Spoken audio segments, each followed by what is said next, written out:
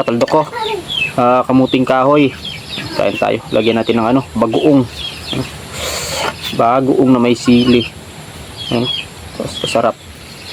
Lalo na ngayong tag-ulan.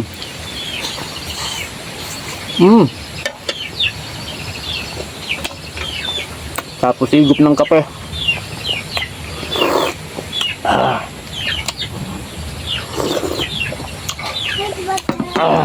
Sarap.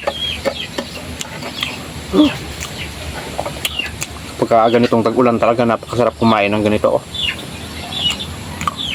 Kamuting kahoy na ibagoong sauce.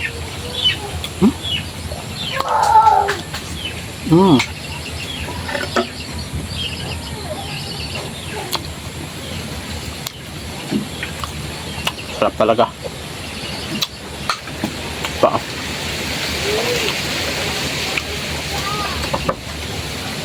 Kunti nga lang to, kinuntuan ko lang kasi yung pagkuha dun sa bukid.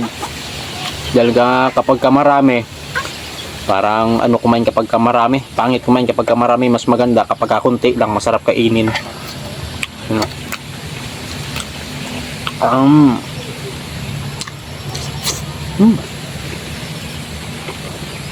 Kape.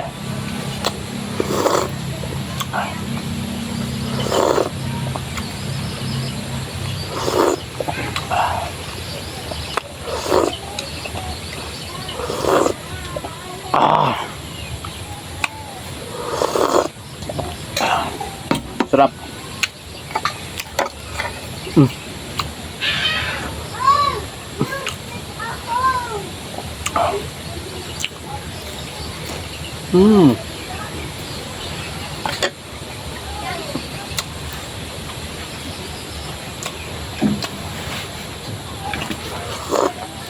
So sa ngayon hindi ako makapuntang dagat dahil sa masama ang panahon.